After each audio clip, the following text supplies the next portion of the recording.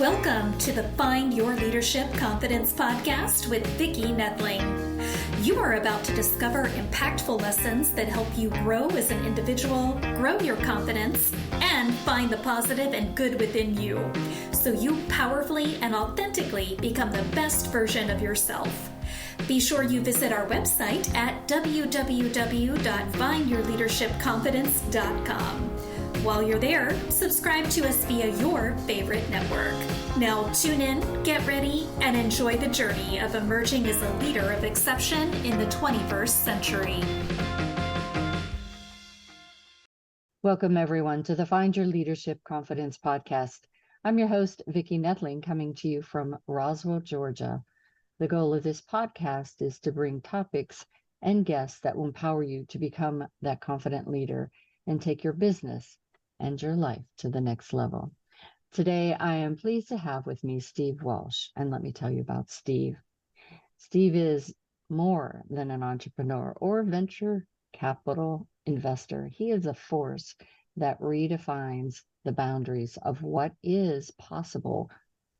With over 25 years of financial and investment expertise, Steve has crafted a career of bold decisions and innovative strategies. His journey, which includes successfully navigating the turbulent waters of risk and reward, ultimately led him to establish Bison Equity Group, a venture capital firm committed to empowering entrepreneurs. Steve's influence extends beyond his professional achievements.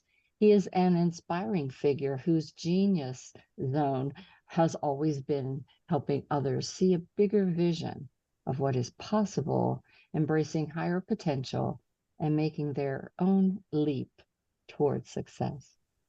Through his book, Make the 10X Leap, which we'll talk about today, Steve continues his mission to help entrepreneurs see their company's scalability factor while also guiding them through what it takes to get it done. So today, we are going to talk about scaling the summit, the entrepreneur's journey to 10X your growth. Please join me in welcoming Steve Walsh. Thanks a lot, Victoria. You're very welcome. The Make the 10X Leap has been a book that I've been I worked on it for about a year and a half, and I thought about it about 2 years before that. And I was seeing a lot of the same things that a entrepreneur ran into. You know, they had a business, they were comfortable in the business. They thought maybe they wanted to scale it, but they had no really idea to do it. You know, like a lot of times entrepreneurs, they're in the business, and that's the problem. They, that is the problem right there. You know, they tend to be in the business and they try to get themselves out of it. A close friend of mine, he had a restaurant. I get a great story. He had one restaurant, struggled with the restaurant. You know, he in 80 hours a week. He was doing all this stuff. He was a sushi chef, and he had a mentor. And I believe that any entrepreneur should have a coach and a mentor. One of the things that he said is, do you want to be a sushi chef or do you want to be a business owner? And of course, everybody says, I want to be a business owner. He said, well, okay, go find the people that you need to replace you. He did. He found the best person to do what he was doing all the time. So that was being the sushi chef. That was being the person that was doing the books, all those things. He replaced them. So he went from 1 to 8 within about 18 months, relatively short time. And it was a lot to do with his mindset. You know, I always go back to a mindset of an entrepreneur, you know, that nobody's good enough to do what they can do. They're the one, everything. And so it starts with the mindset. You know, if somebody can do 80% of what you're doing, then find that person, because you're going to be able to do the other 20%. You know, that's the other thing is too. You're never going to be able to completely probably pull yourself out of the business, but you're going to be able to think about it as a visionary. most entrepreneurs are really good visionaries. Mm-hmm. They need to find somebody that can actually get in the weeds and do the work for them. And part of it, I guess there's two things. One, I think, and you can speak to this from your financial background, but one thing is they think I can't afford anyone. Right.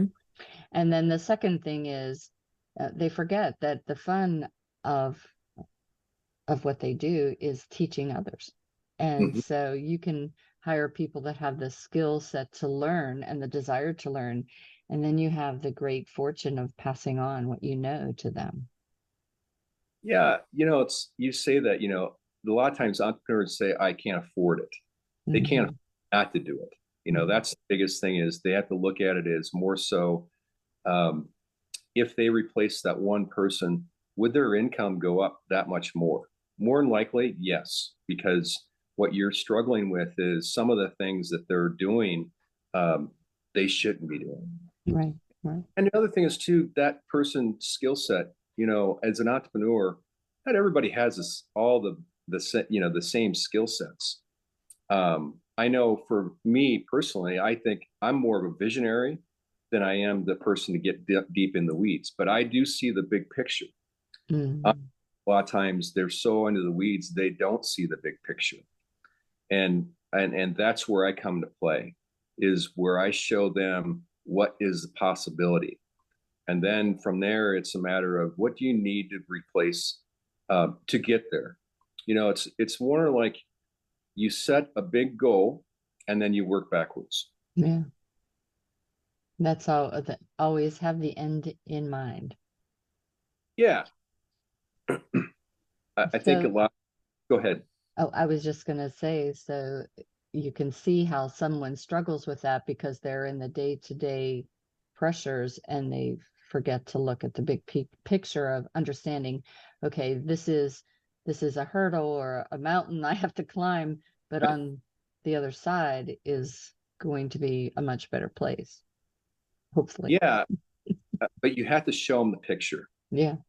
I mean, because a lot of times they don't see the picture. They see, I had an entrepreneur that his picture was a company of 20 million. And I said, why 20 million? Why can't you do 100 million? And so we went from the 20 to 100 million and then worked backward from there. And it was really to do with his mindset. It was a matter of like changing what he thought was possible. And it's a matter of bringing in his expertise. Entrepreneurs are good at one thing, and that's creating a product or a service. We're really good at that. The marketing is probably the biggest thing they struggle with. And I agree. They're definitely scared of it. And they think that they can bring somebody else in from the outside to do that, to understand what their company is about or their service is about. I tell them, if you're going to do that, make sure that they are so into your company that they understand really what your mission is, and they understand that is where you're and then direction where you want to go with that company. Because if you don't do that, a lot of agencies, they say, well, I can bring in X amount of customers. Is it the customer you want, or is it just any customer? Yeah.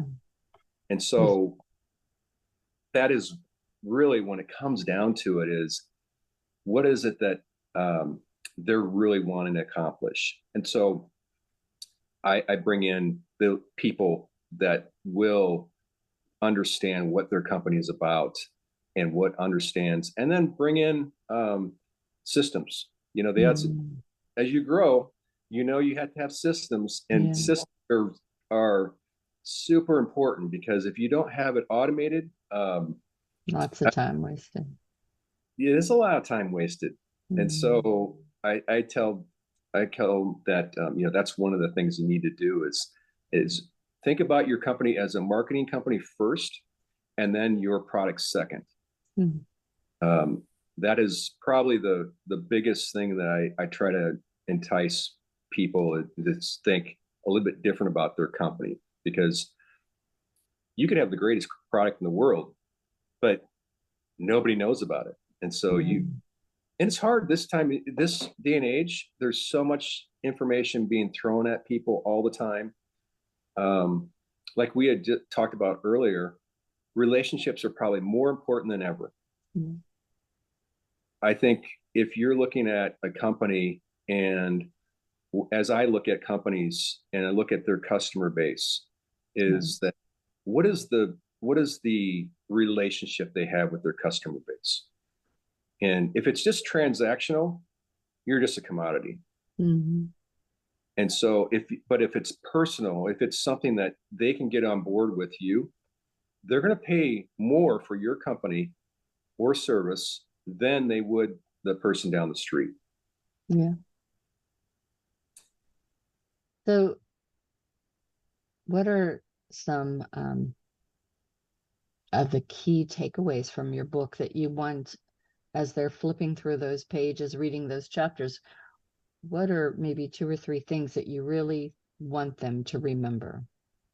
Yeah, I have on my website, I have this book insight, and it's a really good, you can work with that as you read the book, because what's really nice about this, it tells about a little bit about some of the key things that I really wanted people to touch on. Mm-hmm. And one of the things that I look on is, and this is something that I have always these, like the 3 F's: focus, fix it, finish it. But that's the biggest thing, is that when you're focused on thinking long-term versus short-term, that's the biggest thing, is can you think of it as you're growing a company, think of it as long-term versus the short-term.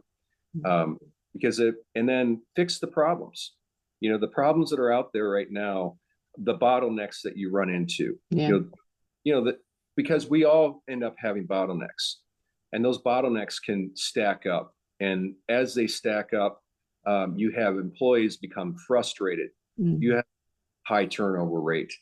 And that could be anywhere, like, for instance, you could have a rock star sales guy and everybody else is mediocre. The problem is you're going to have one really frustrated rock star sales guy. Yeah, right. So you're going to have to do is either get your other people rock stars, or otherwise what's going to happen is that rock star is going to come down to their, or leave. Yeah, most likely leave. Yeah. And so that's where I think that's the other thing, is you really have to make sure that you have the right people in the right places. Yeah. I believe that when I'm working with entrepreneurs, the first thing I run through is predictive index for them. And that's the whole team. I did that. I used to do predictive index for when I worked for Arby's corporate office of all my managers. Yep. Yeah, because it gives you an idea of who you're talking to. Mm-hmm. And then when I interview entrepreneurs, I like to bring in the founders in together. And the reason why that is because then I see how they interact together. Mm-hmm. I had a really good example of that. Is I had 2 founders and the CEO, and I had them all come into the group, and I interviewed them before decide if I want to work with them or not. Mm-hmm. The 2 founders hired the CEO as more of a figurehead than anything else. They really didn't want to listen to him. The one founder was the strong of the 2, and it was his way or the highway. And the problem was that is a killer when it comes to company. Yeah. And you could see it walking around the plant. You could see it in the employees, how they interact with. And so I end up not investing in them because of that. And the other investors that had originally invested in them interviewed me actually afterwards and asked me why. And I told them, I said, I gave them a good some examples, and they were like, we didn't see that. And that is where my strengths are, is the emotional intelligence, where you come in and interview is super important. Mm-hmm. And Read the room. you have to read the room. Mm-hmm. And, getting back to, and products, you can have a great product, you can have a great balance sheet. I would say 80% of the time it's the people. Mm-hmm. If you don't have that, the people, it is super important to work with a strong team. You want a strong team, but I always say, make sure you're leaving that you leave your ego at the door. Yeah. Yeah. You have to. I had a great mentor who always said, I hire people that are much smarter than me. I don't want to be the smartest person in the room. And you and I were talking before this, and I talked about the fact that now in my retirement, Right. I love the fact that I'm continually learning from all of the people that I interview, that I meet, that I, speak with. And I think that's important. Whenever you think that you are the smartest person in the room, first of all, it intimidates. So building relationships is very difficult. But secondly, it doesn't give you chance to grow. And you really aren't going to be the smartest person in the room. No, I mean, a lot of times I found that entrepreneurs, they're really smart in one area, but you can't be smart in all areas. Yeah. And so, and getting back to that, getting back to the 3 F's, the last one is finish the plan. Yeah. Finish the plan that you worked with. That plan may change or you may have to pivot, but Mm-hmm. at least it's like, I guess, a pilot of an airplane. The pilot continually adjusts, or the autopilot continually adjusts the plane. And so it's the same thing. You always have to adjust, and you always have a great team to help you with that. Exactly right. And go ahead. I was just going to say, maybe for the audience to think in terms of your iPhone or Android phone. If that originator only stuck with that version 1, then all of the things that we have today we wouldn't have. And as a project manager, I always never looked, the project has a beginning, has an end, but then during that time we're thinking of all the things we could do additionally next time, next project. And I think businesses, we start our business, it's our baby, and we don't want to, don't break it if it's not broke, but maybe it's not broke, but could it be better? Yeah, I think as an entrepreneur, that's the one thing is, my saying is, and Peter Drucker was a big believer on this, is that innovation and marketing are the two things. Everything else is a cost. Yeah. If they're not innovating, they're going to die. If they're not marketing, they're going to die. It's kind of the same thing. So you have to really continually think about that, is how do I continually innovate my product? Looking at companies like you said, Apple is a good example, or Tesla is another good example. The one thing I would say about some of those companies, especially, I noticed one thing that Tesla is doing now is they're cutting back on their marketing side. They cut back on their marketing. I believe that if you're going to be pushed, especially as the economy slows down, or if we start seeing a recession, you want to push through that and actually probably increase your marketing, because your competitor is not. And so I would say innovation and marketing continually do that, as even if in a recession. It's so easy for entrepreneurs to cut back because they don't see it as, they're not as close to it. And that's the one thing I would say is, as an entrepreneur, your product's great, but you need to have that marketing in place. And that's, people say, well, I don't understand social media. Marketing is not all about social media. Yeah, that's right. That's right. And so it's a matter of how do you make yourself different than your competitor. I'm working with a guy right now. He's in a commodity-based business, and so we're trying to think, how do we make your company look different than everybody else's? And I always say, change it. Change it. go into a different market. Your market's going to be, you might be selling the same thing, but change the way you're marketing. And so that's way.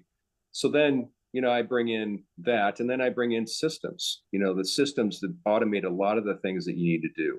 And that can be either automating the product, actually automate how you make the product or service, or actually automate some of the marketing aspect. Right. So are there pitfalls that entrepreneurs fall into? And I'm sure that answer is yes, but how do we avoid them? The thing is, entrepreneurs, they get into, it's kind of like when you're golfing, your golf swing. You have no idea what your golf swing looks like until somebody else tells you about it. Mm-hmm. So it's kind of the same thing. Entrepreneurs are notorious for not taking other people's suggestions or ideas sometimes. I suggest bringing somebody in from the outside to do that, to show them what truly is their golf swing. Why are they slicing the one direction, or why are they? It's really the same thing. It's a matter of what can they do to bring in and avoid those pitfalls, right? Because there is a lot of pitfalls they get into. They get into their products is better than everybody else's, and they continually push, say that XYZ's company's product is terrible compared to ours, and then all of a sudden they're seeing their competitor's product everywhere, and they're wondering why. Well, their marketing's probably maybe not as good a product, but guess what? They're doing something different than they are. And so it's no different than going in and looking at the competitor, if you can, and seeing what they're doing. You don't want to copy them, but if you can, I always say it's sometimes better to steal ideas than make ideas, because it's easier.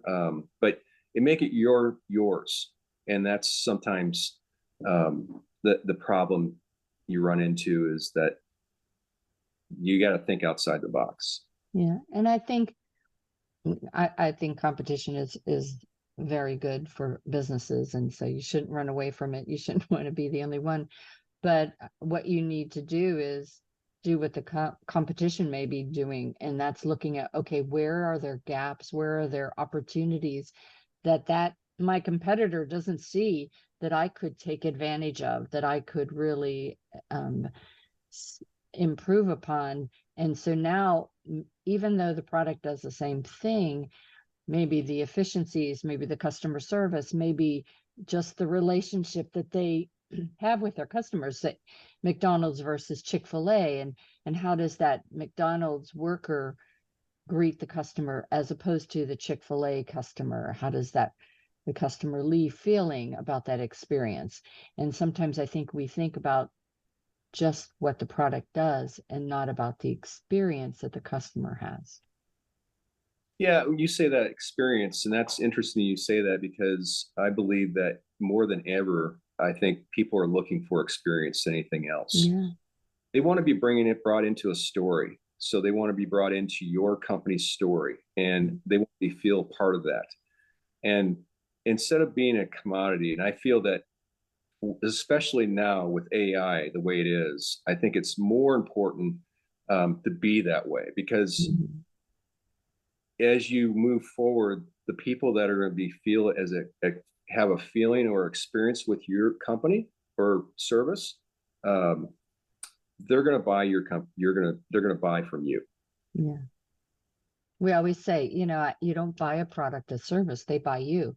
Whenever I meet people that have businesses, and yet their fear of speaking to the audience is holding them back, truly. And that's why I like to work with them. It's like, people buy you, people trust you, and once they trust you, then they'll trust that the product that you give them is a good one.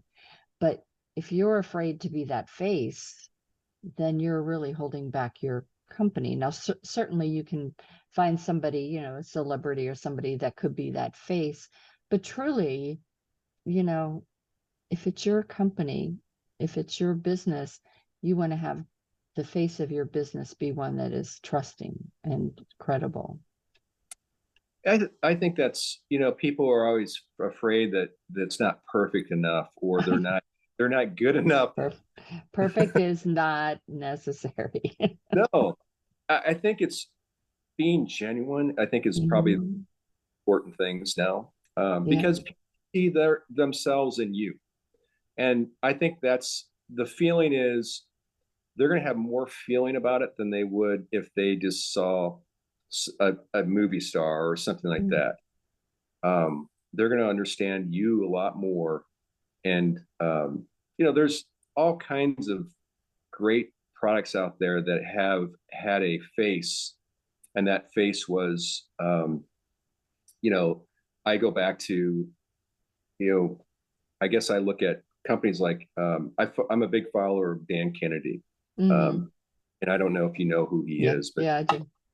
And so he's a big believer that, you have to really understand your customer, but you also have to understand, they have to understand you.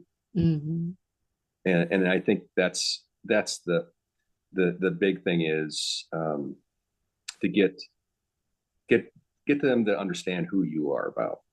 And that really, I think, kind of circles all the way back to what we were talking in the beginning about hiring the right people and relationships. Is you, as the entrepreneur, need to understand what your core values are, what your vision is and mission, so that you live it, you breathe it. Every decision you make is aligned to those core values. Every person that you hire, that you bring in, that you orient, is understanding that. And until they do, they cannot help your business. And I think we miss that, and that's where sometimes leaders fail, I think, and where you aren't going to scale your business is you are concentrating on just throwing people and money and things to it and missing all of the fundamental things that make your business unique and great. Yeah. And that's, that's the thing that people have really had to understand is what is it that makes their company great? Because if you don't know, your customer surely is not going to know. Yeah. And so when I think that's sometimes where I'm a little bit different in a lot of venture capital firms is that when we work with a customer, it's work with the company is not just, hey, this is capital, that's all we have. We bring in a lot more than that, because I feel that just to leave somebody with capital, you can get capital anywhere. But the problem is, can you get expertise in a lot of the areas that they may struggle with? And so that's where we come into play. And I like to really see the focus, what the entrepreneur can do, and then see what we can do for them, working with them with down the road. It's a matter of, we have a vision. What is our vision the same as their vision? And that, I think that's the one thing I would look at is when an entrepreneur is working with a venture capital firm, make sure that they're on board, that the vision that they have is the same as the vision is. Yeah. And I think the more that they allow you to help them, then their business will grow. And then in turn, they'll tell others about what you did. And then that can help you. So again, and that goes back to, some of the things we were talking about, the hand of leading with your heart, your head, and your hand. Right. You were not trying to grow your business purposely. You were trying to help that person, that entrepreneur.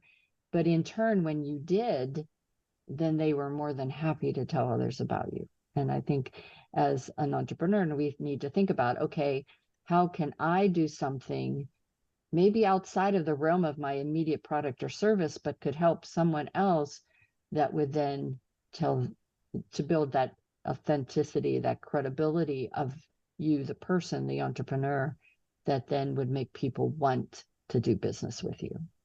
And then you grow your business. Yeah, I think that's, because like I said before, it's all about relationship. Yeah, You know? it truly is. Well, time has flown by. We could chat, and we should come back and talk a little bit more about this another time. But in the meantime, as always, remind those that are just listening that I will be sharing my screen. If you're just listening, quickly go grab that paper and pencil. I'll give the website, but you can find everything on my YouTube channel, Vicki Noethling. Please subscribe, as well as my findyourleadershipconfidence.com website. All right, so the website is www.bisonequitygroup.com, bisonequitygroup.com. And Facebook, you can find him by his name as well as LinkedIn. So Steve.Walsh and Steve-Walsh for LinkedIn. So if you just search for Steve Walsh, you'll find him. And I'm going to turn it over to Steve to talk to you about his call to action and tell you a little bit about what you can find on that website and social media sites. Steve? Yeah, great. So one of the things I would say is obviously go out and buy the book, Make the 10X Leap.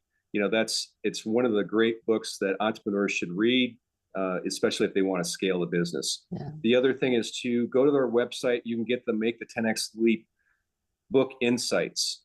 That's great reading as you're reading the book, because it gives you an idea of some of the outlines, the important things that are in the book itself. And then if you want to go out and see me, reach out to me, go to steve@bisonequitygroup.com and send me an email. Awesome. Steve, thank you so much for being a great guest this morning. And I know that I learned a lot, and we had some great conversation here about scaling our business and really knowing what to focus on so that you can, in fact, do so. Yeah. Thanks a lot, Vicki. Thank you. And as always, I remind everyone that life is a journey, and it's up to you to enjoy the ride. This is Vicki Noethling signing off. Thank you for tuning into the Find Your Leadership Confidence podcast with Vicki Noethling, where we share impactful lessons that help you grow as an individual, grow your confidence, and find the positive and good within you so you powerfully and authentically become the best version of yourself. Remember to visit our website at www.findyourleadershipconfidence.com and enjoy even more great episodes like this one. Again, while you're here, subscribe to us via your favorite network. We look forward to seeing you next time on the Find Your Leadership Confidence podcast.